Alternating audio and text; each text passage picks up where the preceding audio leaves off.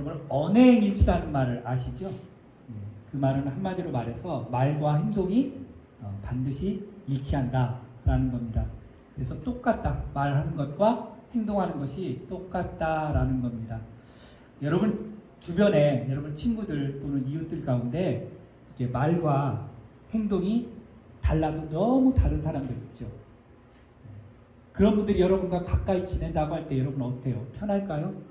아마 좀 경계하게 되고 좀 불편할 거예요. 왜냐하면 저 사람은 말하는 거하고 행동하는 게 너무 달라.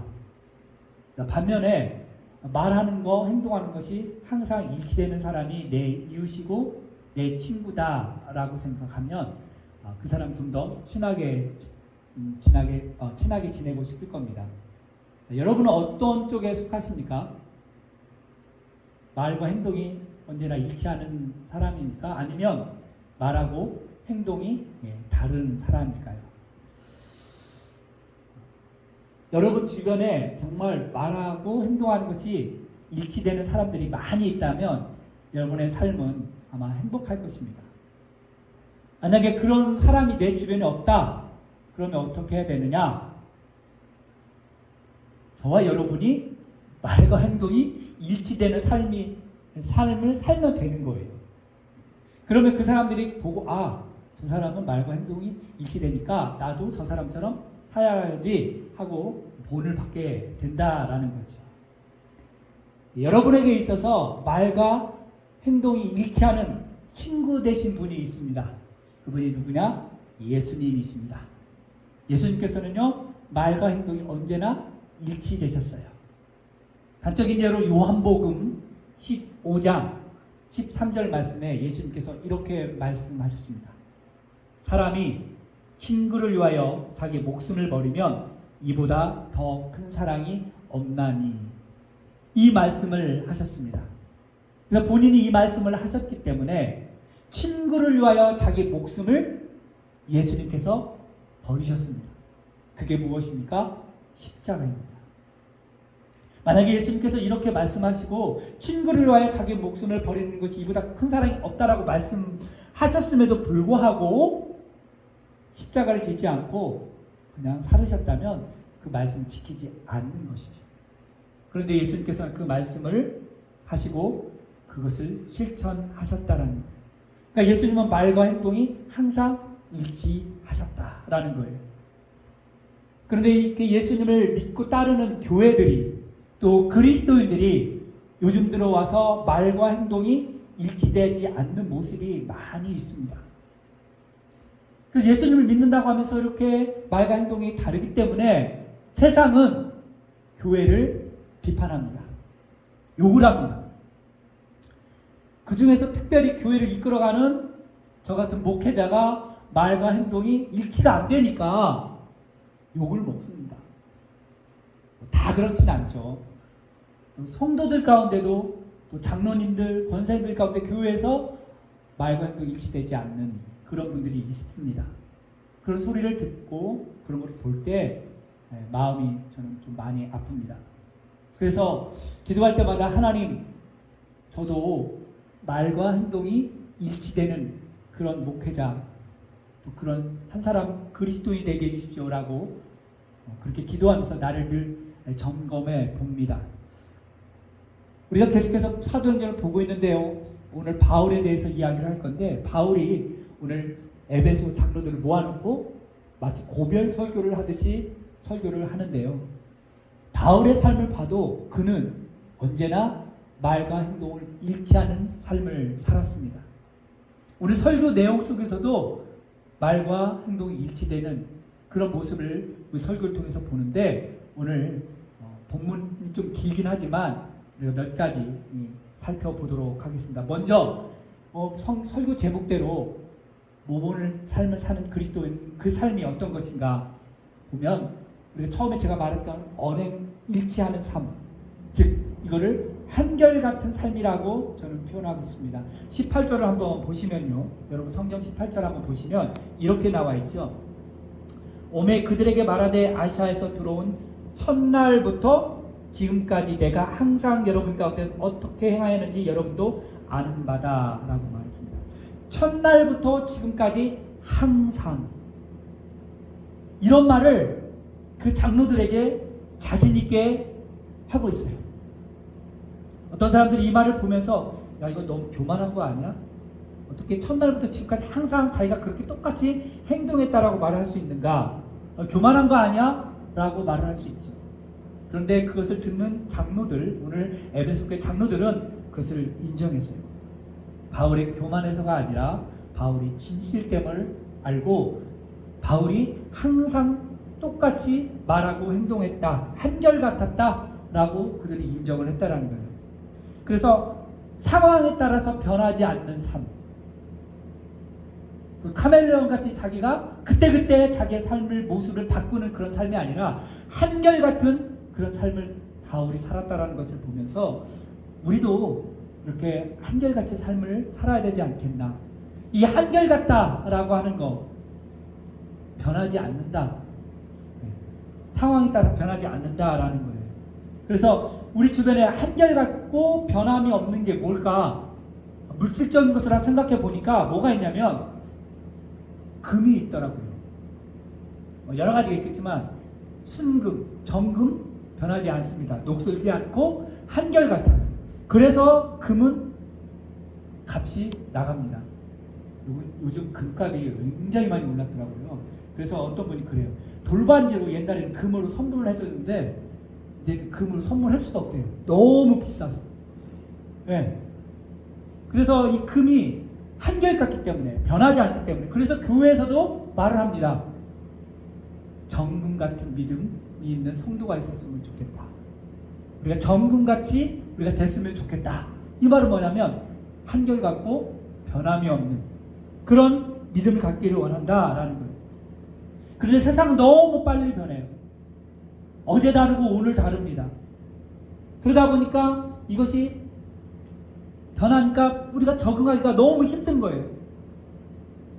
그래서 우리가 말씀을 붙들고 변함없는 주님을 따라가는 그런 삶, 그래서 말과 행동이 일치되는 삶, 이렇게 살려고 우리가 노력을 해야 돼요. 근데 내 힘으로는 부족해요. 내가 마음만 먹는다고 해서 이렇게 되는 것이 아니라 성령을 의지하고 예수 그리스도를 따라가고 이 말씀을 붙들면서 살아갈 때 한결같은, 바울이 그렇게 살 수 있었던 거, 한결같이 살 수 있었던 거,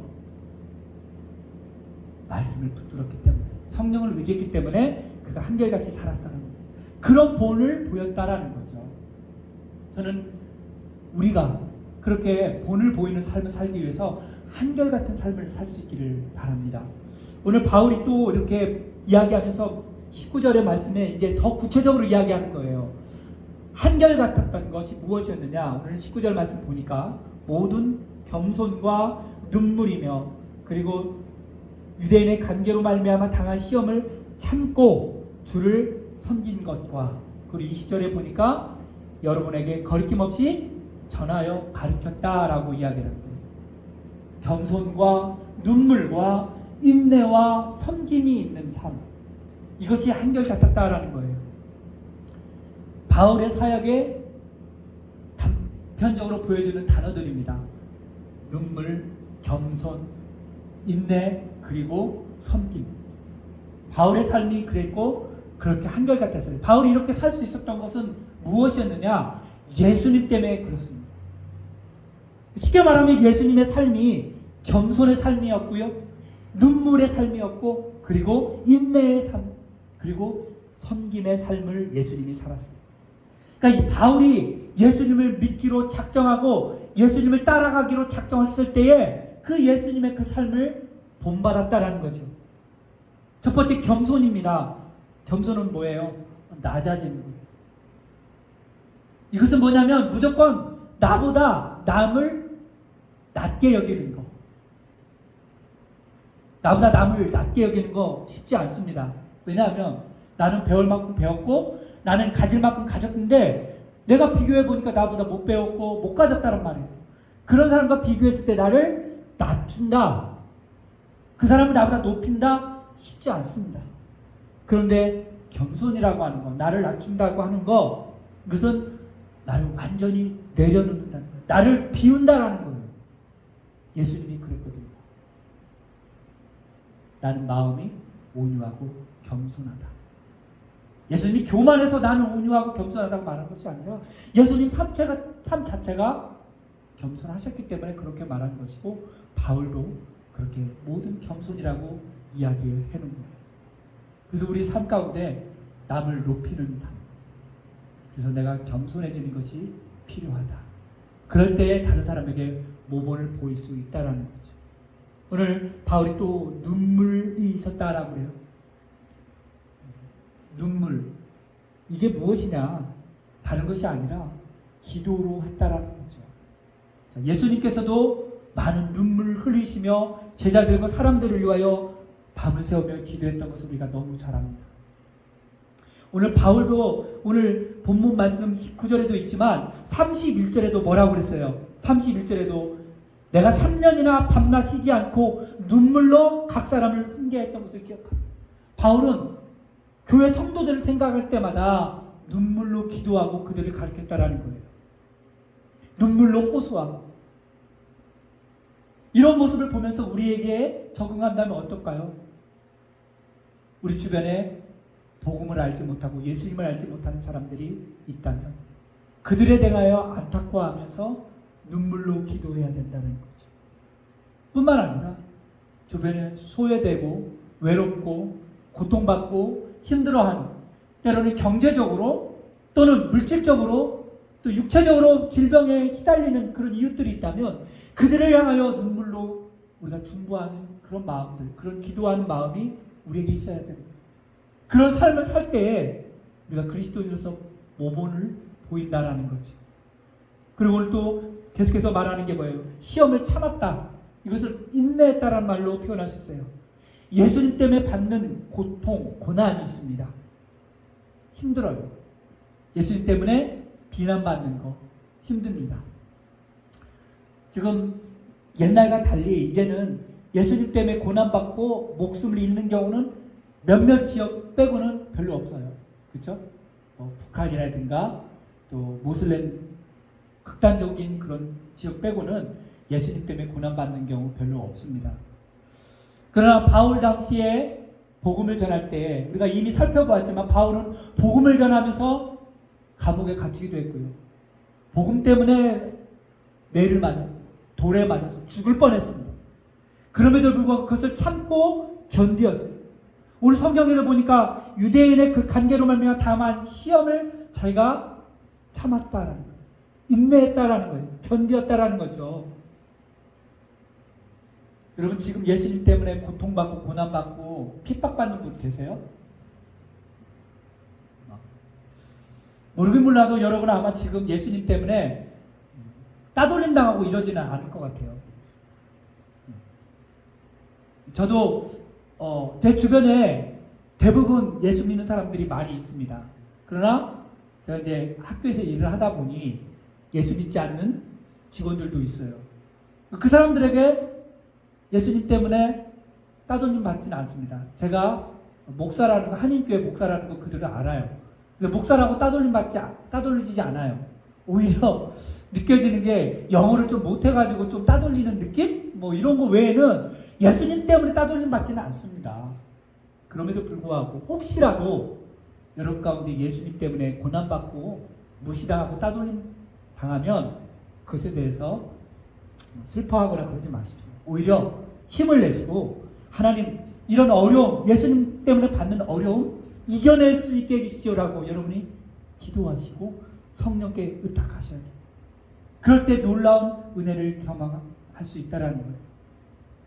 그리고 바울이 계속해서 이야기하는 것이 자기가 주를 섬기고 여러분에게 전하여 가르쳤다라고 이야기를 했어요. 섬기면서 가르쳤다라는 거예요. 자, 바울은 예수님의 종이라고, 하나님의 종이라고 늘 이야기합니다. 오늘 본문에 나와 있지는 않지만 바울이 교회를 위하여 썼던 편지들, 또 개인을 향하여 썼던 편지들이 있어요. 로마서, 그리고 빌립보서, 그리고 디도서, 이 성경들을 보면 각 1장 1절 처음 시작할 때 뭐라고 그러냐면 로마서 1장 1절 같은 경우는 그리스도의 종 바울은 그렇게 말을 하고 있어요. 그리고 빌립보서 1장 1절에도 뭐라고 그러냐면 그리스도 예수의 종 바울은 그렇게 이야기해요. 디도서 1장 1절에도 하나님의 종 이렇게 이야기해요. 자기를 표현할 때 종이다 라고 이야기를 하고 있어요. 종은 어떤 사람들입니까? 주인에 대해서 섬기고 그 주인의 필요를 채워주는 사람들입니다. 그 종은 자기 인권을 내세울 수가 없어요. 자기 의견을 내세울 수가 없어요. 근데 바울은 지금 예수의 종이다 라고 이야기를 하는 거예요. 자기 이익을 추구하지 않습니다. 그래서 자기를 종으로 생각하면서 복음을 전하고 가르치는 일에 최선을 다한 거예요. 뿐만 아니라 종은 자기 목숨이 자기 게 아니에요. 그렇기 때문에 자기 목숨을 아끼지 않는다라는 거죠. 그래서 순종하며 복음을 전했습니다. 여러분 어떻습니까? 여러분 예수님 믿기로 결정했다면 내 마음에 내가 주인인가, 내 마음에 예수님이 내 삶의 주인인가 한번 생각해 보셔야 돼요. 우리가 새가족 성경 공부할 때도 예수님에 대해서 이야기할 때에 예수님이 나의 주인으로 오셨습니다라고 우리가 그렇게 배웠고 고백을 했습니다. 바울의 그 삶은 종으로서 섬기며 복음을 가르쳤다라는 거예요. 또한 오늘 성경 말씀 보면 정말 중요한 것이 나오는데 이제 22절부터 쭉 23절까지 뭐가 나오냐면 이 바울이 모본을 보이는 삶을 살 때에 성령에 이끌려 살았다는 것을 보여주고 있어요. 바울은 자신의 의지와 생각대로 살지 않았습니다. 성령의 인도함 받으며 살았어요. 복음을 위해서 살았다는 거예요. 때로는 결박당했고요. 환난을 당했어요. 그런데 성령의 매임을 받아서 성령을 이끌림받아 살았다라는 거예요. 성령에 이끌려 살았다라는 것을 바울은 어떻게 표현하고 있느냐. 오늘 22절, 23절 이렇게 보면 특별히 23절에 보니까 오직 성령이 각성에서 내게 징하여 결박과 환난이 나를 기다린다 하셨다라고 말씀하고 있습니다. 성령께서 그렇게 말씀하시니까 바울이 이런 고백을 해요. 아주 멋있는 고백. 저도 이런 고백하고 싶어요. 24절 같이 한번 읽어볼까요? 24절. 24절 같이 읽어보면 내가 달려갈 길과 주 예수께 받은 사명 곧 하나님의 은혜의 복음을 증언하는 일을 마치려 하면은 나의 생명조차 조금도 귀한 것으로 여기지 아니하노라. 바울이 생각해서 말한 것이 아니라 바울이 성령에 이끌림 바 되니까 내가 달려갈 길 주 예수께 받은 사명 곧 하나님의 은혜의 복음을 증언하는 일에 마치려면 내 생명조차 조금도 귀한 것을 여기지 않겠다라고 작정하는 거예요. 여러분 생명이 얼마나 귀합니까? 아무리 높은 지위에 있더라 하더라도요, 또 부자나 가난한 사람이라도 똑같이 생명은 한 번입니다. 생명을 돈 주고 살 수 있습니까? 살 수 없죠. 그만큼 생명 우리에게 중요해요. 그런데 그 생명을 내려놓을 수 있는 것. 성령께서 말씀하시니까 내 생명을 조금도 귀하게 여기지 않고 나에게 준 그 사명, 하나님의 은혜의 복음을 전하는 일에 내가 내 목숨을 걸겠다라고 바울이 이야기하는 거예요. 성령에 이끌려 사는 것. 그렇게 사는 것이 모본을 보이는 삶이라는 거예요. 저는 그렇게 살고 싶습니다. 저는 바라기는 여기에 앉아 계신 여러분들도 그 인생이 길든 짧든 간에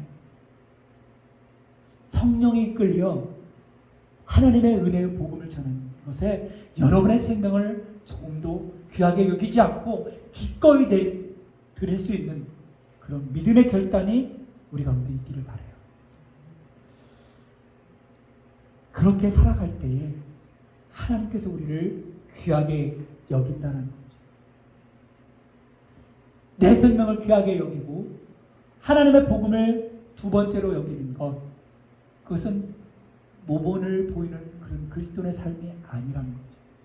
바울은요, 우리가 이미 알고 있는 대로 로마 시민권이 있었던 사람, 배울 대로 배웠던 사람, 배당기파 사람, 바리새인 중에 바리새인이었어요.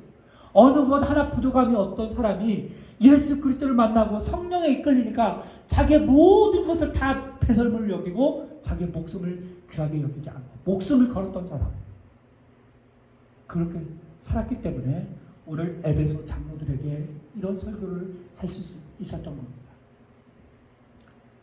우리의 삶도 바울처럼 그렇게 살기를 바랍니다. 마지막으로 하나 말씀드리면, 모범이 되는 그런 삶을 살기 위해서 어떤 거냐, 베푸는 삶을 살았어요.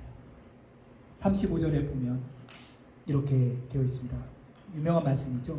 범사에 여러분에게 모범을 보여준 바와 같이 수고하여 약한 사람들을 돕고 또 주 예수께 친히 말씀하신 바 주는 것이 받는 것보다 복이 있다 하심을 기억하여야 할지니라. 아멘. 주는 것이 받는 것보다 복이 있다. 무슨 말씀이에요? 수고하고 약한 사람들을 돕는 것, 베푸는 삶, 이것이 중요하다는 거죠. 여러분, 내 삶이 풍족해서 넉넉해서 다른 사람에게 베푸는 거 쉽습니다. 그렇죠? 그런데 내가 부족하고 좀 연약하고 가난해서 다른 사람들을 베푸는 거 쉽지 않습니다. 그런데 우리 삶 가운데 볼 때에 없는 가운데 베푸는 사람들 참 많습니다. 왜냐하면 베풀 때에 행복을 느껴요. 다른 사람에게 나누어 줄 때 기쁨이 있어요. 오늘 사모님이 뼈 해장국 감자탕을 만들었다고 하잖아요. 어제부터 열심히 막 하더라고요. 그러면서 힘들어하는데 얼굴은 기쁨이 있더라고요. 그래서 제가 보면서 베풀고 나누는 것에서 기쁨이 있고 행복이 있구나. 그래서 저도 마음 가운데 기회만 있다면 베풀고 섬겨야 되겠다. 그런 마음들이 있어요. 주는 것이 받는 것보다 복되다. 이것을 우리가 실천하고 정말 복된지 한번 실천해 봤으면 좋겠어요. 우리 속담에 콩 한 조각도 나누어 먹는다 있죠. 제가 오늘 콩을 한번 봤어요. 콩 6만 원이더라고요. 이거 나눠 먹으면 뭐 맛있겠어요? 이게 무슨 말이에요? 없는 가운데에도 내가 그 마음으로 기쁨으로 나누면 배가 되는 거죠. 그리스도인이 나만, 우리만이 아니라 전체로, 공동체로 나누는 삶을 살아야 된다는 거죠. 말씀을 정리하겠습니다. 그리스도인으로서 모범을 보이는 삶이라고 하는 것은 오늘 바울이 이야기했던 것처럼 겸손하고 눈물로 기도하고 또 인내하고 섬기는 거예요. 그리고 성령에 이끌려 나보다도 복음을 위하여 사는 것, 그리고 베푸는 삶을 사는 것. 그런 삶을 살아갈 때에 우리 교회 안에서 그리고 교회 밖으로 본이 된다라는 거죠. 그렇게 될 때에 저와 여러분이 하나님을 믿는 백성으로, 예수를 믿는 그리스도인으로서 다른 사람이 볼 때 칭찬 듣게 된다는 거죠. 우리 교회가, 저와 여러분이 모범을 보여주는 그런 삶을 사는 우리가 되기를 주님의 이름으로 축복합니다. 기도하겠습니다.